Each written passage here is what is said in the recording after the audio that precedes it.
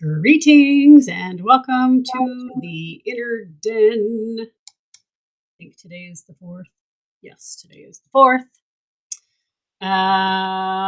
Yeah, lots of interesting things going on. The subject today is navigating fear and those obstacles that get in our way. This week has been pretty dark. And I don't think just for me, I think collectively as well. And we always try to put on the happy face and the, joy. Here we are. But, the reality is uh, we live on earth and we're human. And there's more emotions in our spectrum than just happy. And I navigated angelversaries and new deaths this week to another one of um, I don't even know what to call them, but somebody in our Toltec community who wasn't more of an elder passed away as well. So I've been sitting in my own kind of grief spiral for the last week, and just fear of the unknown, this entrepreneurship and starting this new space. And, you hear lots of other people talking about where's the next money for rent coming from. And I'm feeling that right now. And over in Christina's world, Miss Toebreaker. Yeah, so I think there's been a lot of stuff. When I left work today, I was telling one of my new staff about our book, about our shamanic leadership book, and about Bites of Light. And so then on my drive home after that conversation, it took me back to Teotihuacan, to when we went to Mexico. And I had quite an experience navigating fear. And it was interesting because I'm sort of reliving this in the car and I'm going through this in my brain and I'm remembering it and and yes, I'm re-experiencing it, but I'm also seeing it externally. And I'm watching and I'm seeing my reaction. And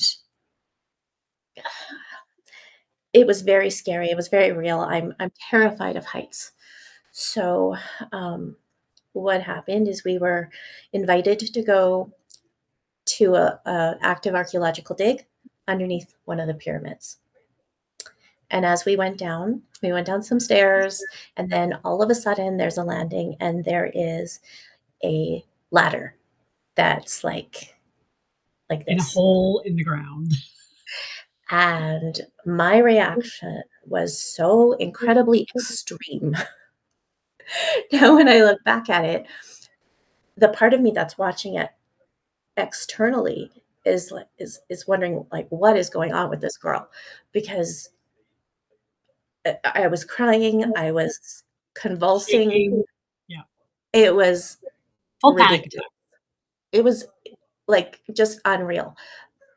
But in that experience, it was not a conscious choice to act that way or to react that way. And now when I think back, and Angel, you were the one who was there to hold me through that because the other facilitators we had could not. They had no idea what to do with me in that moment. And when I can look at it from an external lens, I get why they had no idea what to do with that. Um, yeah, so just processing that and refeeling those emotions in a way, and also looking at it externally, which I don't know that I've sat and looked at it that way before. And yeah, I don't know if I actually even want to say out loud some of the things that started to go through my head because I know you're going to take me there, and I don't want to. Um, We don't have to go anywhere you don't want to go. This was not planned. So no, no, no. we don't have to dive if you don't want to. No, no, no. What I mean is that I was considering this experience and thinking about how terrified that I am of heights and the ladders and how scary that can be. And normally I can avoid being on ladders and things like that. And I kind of also like wonder where this fear came from Yeah, and how it is that intense. And then I'm like trying to think back to my childhood and I'm trying to think, okay, when I was a kid, if I went on slides, you have to climb up a ladder. Didn't I do that? I know that there were times that I was scared to, but I know there were times I did as well. Anyway, um, well, you probably, no, not probably, you were not in the headspace to, you probably don't even remember the archaeologist, what he said. maybe I remember a lot about him. He was very sweet. He was very sweet, and you you touched him, like, I know. there was a deep resonance with him. It was quite fascinating watching his reaction to your reaction. Okay. Um, there was reverence there. Like, his reaction was like, and you're correct. The other 2 facilitators that were there had no clue No, what to they do. their eyes were like this. They were just frozen. It was me and the archaeologist that Yeah. wrangled you, and there was a space that I I can't remember exactly what his words were, but it was something like, "She knows what's down there." Like, Oh. there was, so you're focusing on, which is Toltec stalking perfection, but I don't think it's about the latter. Mm, I think it was more about the energy that was there. And yes, you have a fear of heights, clearly. We even navigated it on the stairs, right? Like, yeah. there is that. But I think in that moment it was bigger than the ladder. It was more about the descent into that hole. Mhm. And I believe you haven't done that eagle's eye view recapitulation of it because it wasn't time. It's Mhm. only been a year and a half since that happened, Can't believe it's only been a year and a half. and we are both still healing and processing our experiences from that trip. Yeah. Still Yeah. a year and a half later, you know? So that just goes to show how powerful that place is, and the things that can happen when you go there. Yeah. So would you think that fear is a primary emotion?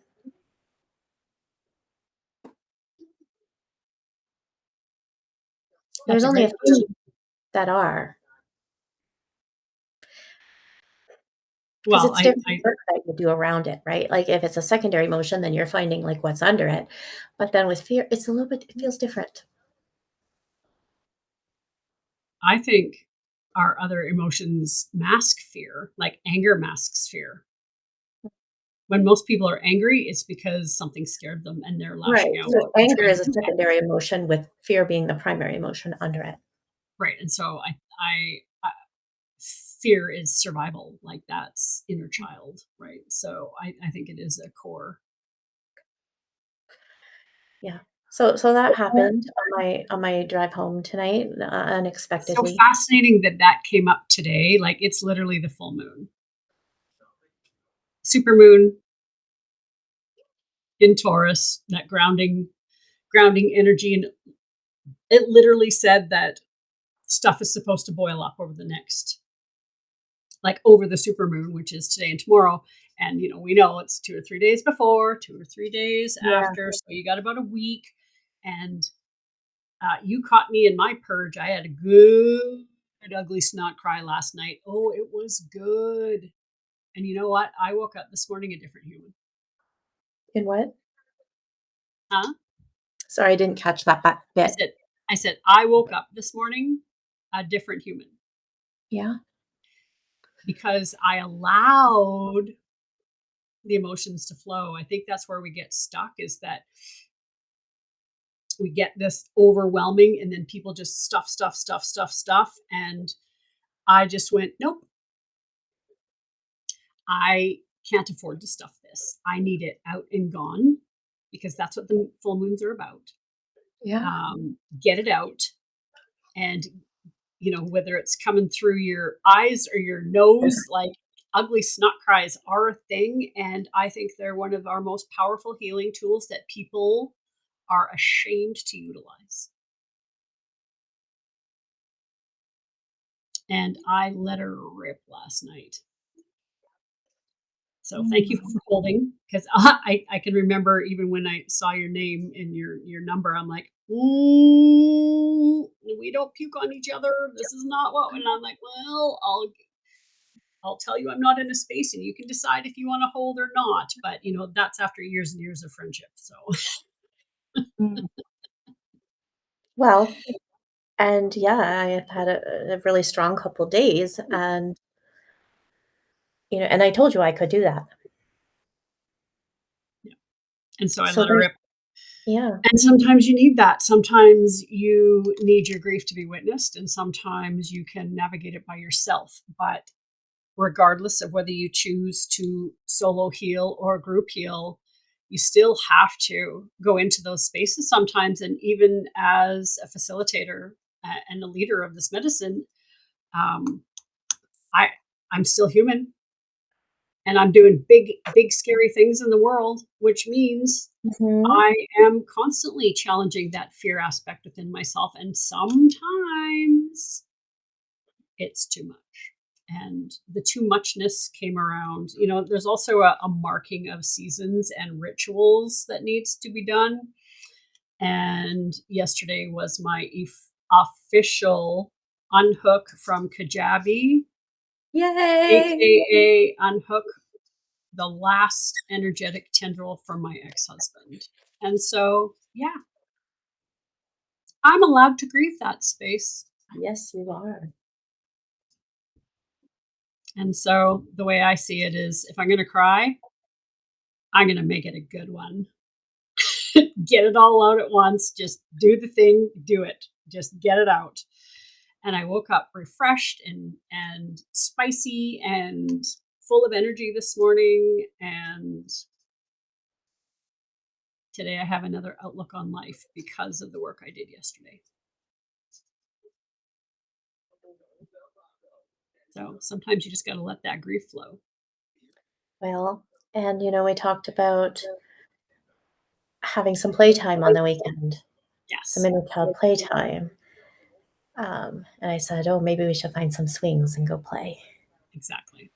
And then on the way home, I thought, "Oh, maybe I don't even want to say it.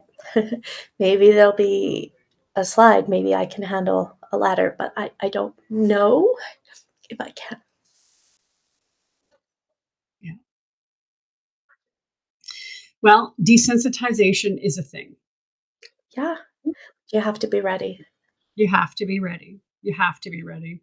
And sometimes you don't Um, know until you try. yeah, and it's over and over and over and over again. And where is your capacity every time you try, right? And you gather that information, and then you move forward. My son was here last week, and him and I historically have the same kind of pathological fear of spiders. And since moving back to Canada and living, especially in this house, the amount of spiders that I've had to escort out of this space. And he came in and he's like, "There's two spiders in the bathroom." And I'm like, "Fine." So I went and got them and was talking to them as I'm walking them outside. And he's like, "Who are you?" And I'm like, "I'm desensitized. The spiders are my friends now."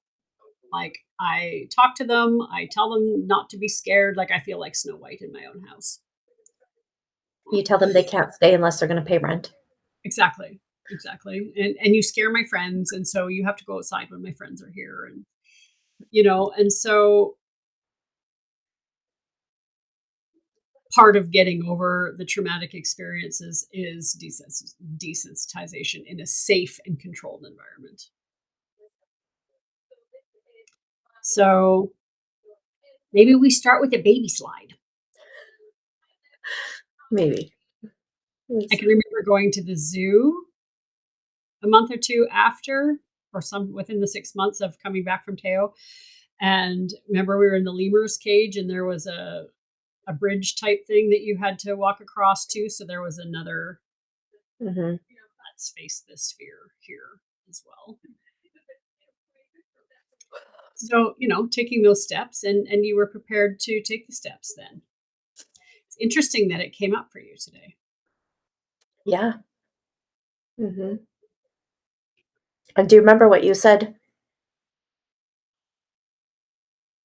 You said a Where? lot of I'm sure. In Teo or across the bridge? Yeah, in Teo.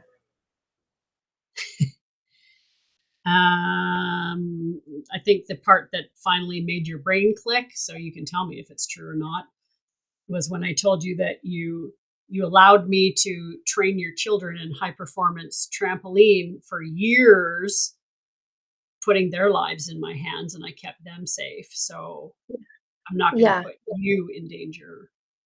And that's if you what I trusted me remember. with your kids, you should be trusting me with yourself. That's what I remember.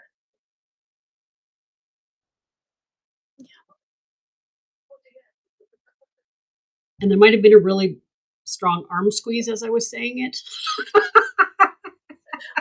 I don't know if I remember, but I Well, because that's what I used to do the gym kids, right?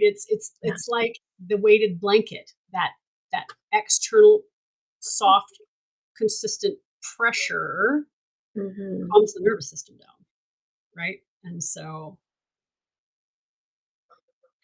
yeah, Yeah, yeah, that was probably, I think, in the how many decades of friendship that we had, I think that was probably one of our most intense moments uh-huh. that we've had. Yeah, and I know I remember parts of it, and I'm sure I don't remember parts of it. I remember enough. Yeah. Well, and as you heal from that, more might come up because our brain does protect us. There's a capacity in there, right? Yeah, yeah, Yeah. yeah, Big stuff. Big stuff. So yeah, what fear are the rest of us going to challenge this week? And the cool thing about that kind of homework is you don't know what's going to show up.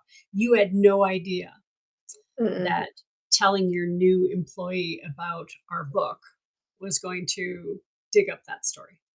No, no, and I think, like you said, in our decades of friendship, that was one of our most intense experiences, and absolutely, but even in Teo itself, for me, that's what I remember.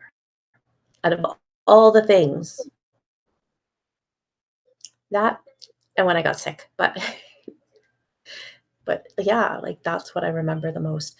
I remember some of the other ceremonies we did, and then I just draw a blank on some. Yeah. Yeah, things happen there that sometimes our mind just literally can't even comprehend because it's not, how do you even explain it? Like, it's not in the natural realm. We Yeah, are we are in the unseen. We it's are it's a different framework. We don't have a framework to comprehend some of what's happening there, not from this world, not from this life. exactly. Then we step into something that there's just no framework to put it into. How do you Of course, that's gonna take time to process. And sometimes our human minds will never understand, and that's okay too. And so there's a letting go and understanding that, and I'm talking to myself with this too because I had an extremely traumatizing experience then, and we're just now starting to see how all of that's playing out Yeah, with the yeah, launch of this book and the dissolving of my marriage because of that trip. And Yeah, life is different now. Life is different now. And I still am in a space of waiting to see how different, because the void has been around for a year Yeah, as we navigate this new timeline. So um, it's really cool to have the documentation every step, because who knew even a year ago that this is where we would be doing our debriefs? I didn't even know school existed a year ago. yeah, I didn't even know school existed 6 months ago. And now my entire business is here. right. So Mm. it's going to be very interesting to see where it goes. And I'm just grateful for everybody who's coming along for the ride to see where we're going next. We're gonna go somewhere So big. We're gonna go next for somewhere big. me, today's the 4th. So in 20 days, pretty much,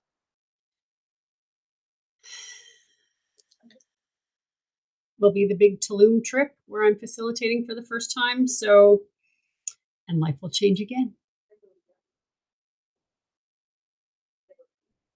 And we'll see what that looks like. Gives me butterflies in my tummy. Does it? Love it. It's just funny because 'cause I'm wearing butterflies I today. was going to say, you got your Cirque du Soleil shirt on. Yeah. Mm. Yeah. Yeah. So, well, thanks for sharing. And yeah, I'm so proud of you for walking through that space. That was a huge deal. The unlock was real, the activation was real. And we'll see where it takes us. Yeah. You know, the hard part, I think, is when I look back, like, adults aren't supposed to act like that. How and it's forgiving myself for that. Yeah. That's a big one because I never once judged you for how you were behaving. That that was real. That It was was not real. that was not performance.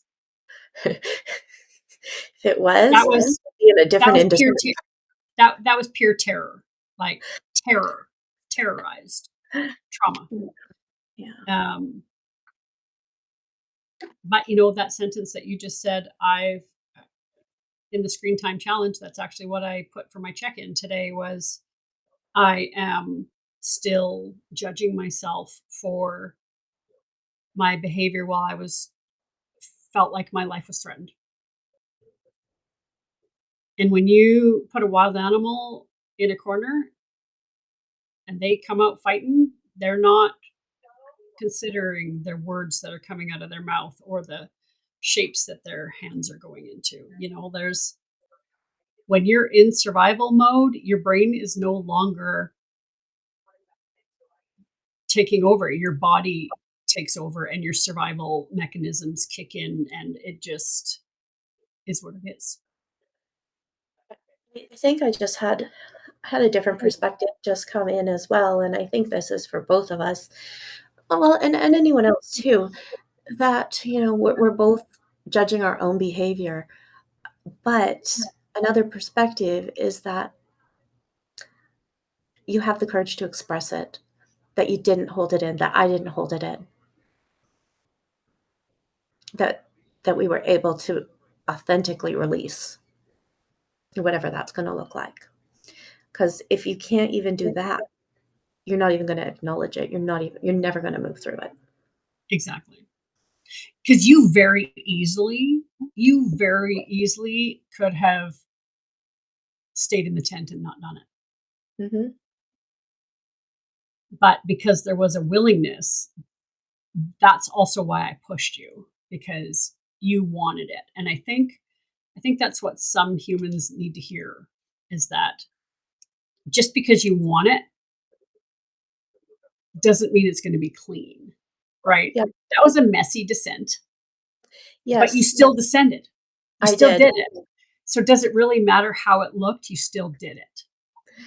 And I never ever felt any resentment or anger or anything negative towards you. It didn't feel like pushing, it felt like encouragement. Yeah. Well, encouragement is the cheerleader, is the push. It's all about language and how you show up and hold the container for somebody. And that I think is what separates the good leaders from the excellent leaders is their capacity to hold. And the other two leaders that were there who thought that they were in charge, who thought that they were the all powerful, they stood there with their jaws dropped and their knees shaking because they had no fucking clue what to do. See, I got to be a learning experience for so many.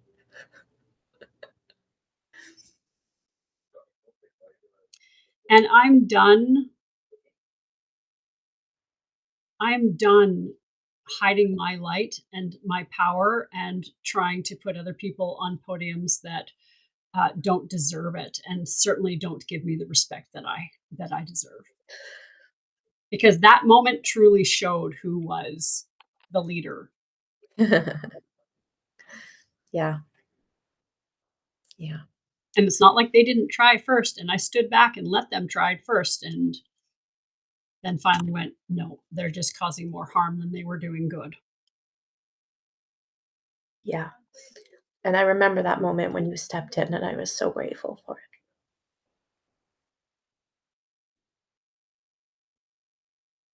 Well, that mama bear kicks in and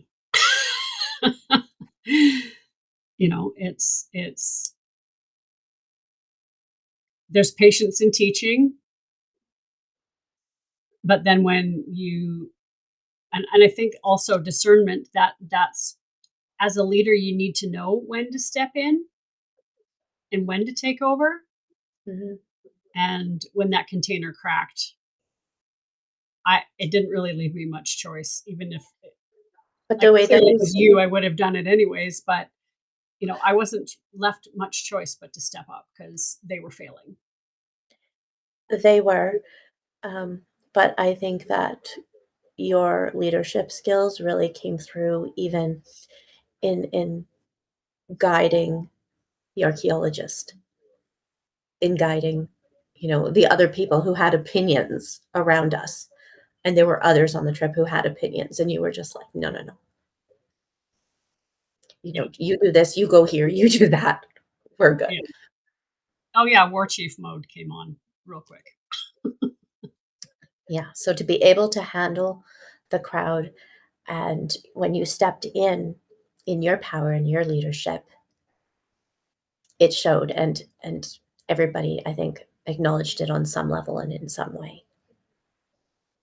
Yeah, and that happened an hour after my most traumatizing experience of my entire life, and then I still was able to show up and control that environment. Traumatized. Yeah, I just yes. put that aside and dealt with the situation in front of me. Mhm. And, it's interesting that we're talking about that because I never looked at it from that perspective either. From the leadership perspective. Well, just from going from being completely traumatized to controlling that space an hour later. Mhm. Man, we moved through a lot that day. That was a big We day. did. And it was the solar eclipse. Like, that was a crazy day. And I think that you stepping in and doing that for me probably helped you make it through the day. Oh, of course it did. Right? I mean, the It helped me distraction take a little bit look it at the helped power me that take you a little held bit there. yeah, took back the power that was attempted Mhm. to take away from me. Yeah, and when you look at the players and how it all happened, it's just insane. Yeah, and it was a sandwich because I had my traumatizing experience. You had your traumatizing experience. Uh-huh. I built power from stepping in and taking control, and then later that night, they attempted to take my power away again. And there was the sandwich.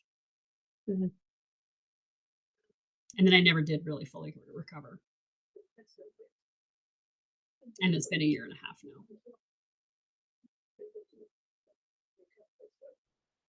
So, and I don't know, sometimes I think I will never go back there again.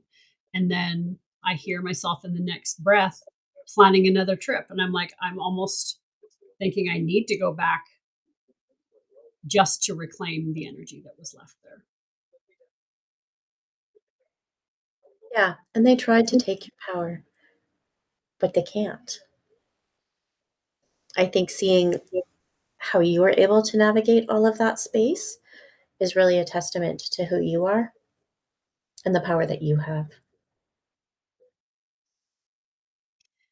Well, thank you for saying that because it hasn't felt like that over this last year as I deal with being discarded and coming back to a country I thought I would never live in again. So, yeah, my whole storyline changed in that trip. And it's still changing, it's still shifting. And now this book talks about it. Yeah, So, and it's coming out soon. It's on the 11th. I So, know. I know. there's still time to join the launch team. I'll put the link below. We still How have time long how long do they have to join the launch team? till the day before, Okay. November 10th. So we still have time. And the launch team, you get a free copy, a PDF copy of the book, and then on launch day, you'll get an email reminding you to go buy the ebook, $1.99, share it with your friends, and then leave a review on Amazon. Yeah, and if you don't buy the reason you have to buy it for $1.99 is because if you can't leave an Amazon review, that's part of it. Yeah. It's not a verified review unless you've purchased. Yeah. Oh, and feel free to buy the book. You don't just have Mhm. to buy the ebook, but if you don't want to spend a lot of money, it's $1.99 compared to I think we're doing it on sale in the beginning for 19.99, and Okay. then it will go up to its normal 25, 26, whatever it is. Um, but yeah, I think it's going to start off at 19.99. I verified the back cover the other day, so everything's done. Yeah. Everything's done. Yeah. Yeah. So that's pretty much where we're at for this week in our chat on fear and how to overcome those obstacles. And let us know if you want us to do more chats on fear. I'm going to stop the recording. Thanks, Thank you. Christy.